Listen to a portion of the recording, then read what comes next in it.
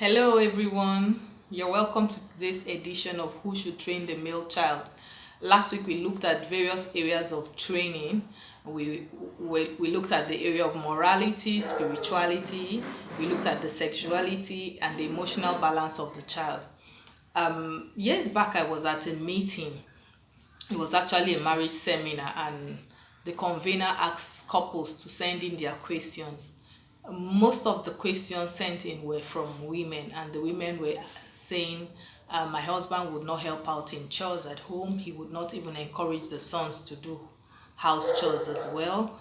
He's never present to train them through their age of puberty and thereafter, or even before then. The boys were not trained to talk, walk, and take responsibility, and so the mothers were always left alone to do this. A young man got up at the meeting, actually a father of three. He got up and said he took the blame for everything. All the questions raised were on point, and but he wanted to know why the male children were not trained.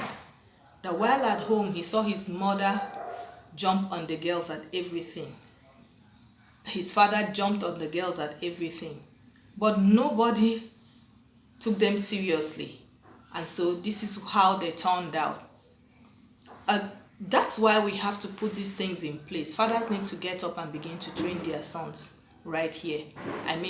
The sons need to be trained on moral aspects of life. They need to be trained on sincerity, purity.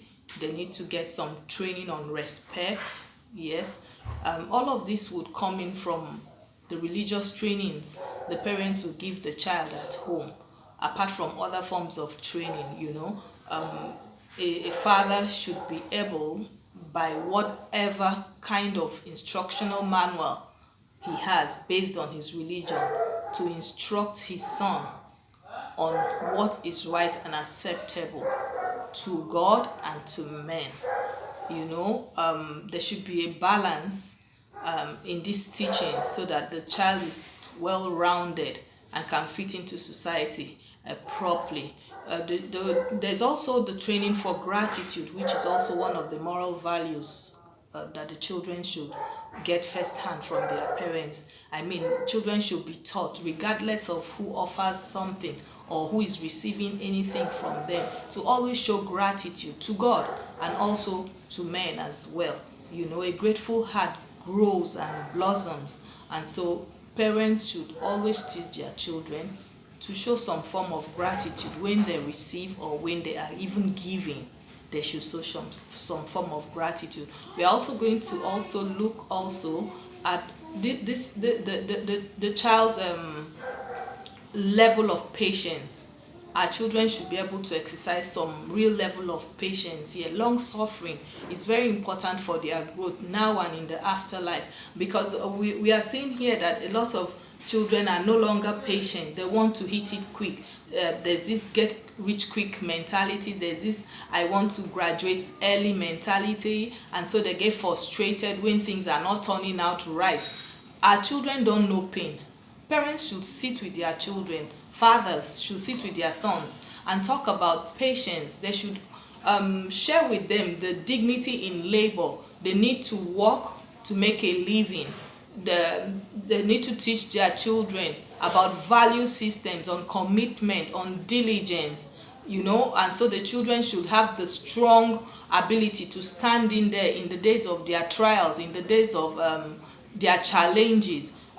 Little wonder we're having cases of suicides everywhere, where the child just stretches a bit and feels frustrated and begins to shut down, or the child gets into society, tries to interact by peer pressure, and he's pressured a bit and he backs out and thinks that he's a complete failure. No, fathers need to model this to their children so the sons can hold their heads up high in any situation and always know that they will come out of this situation.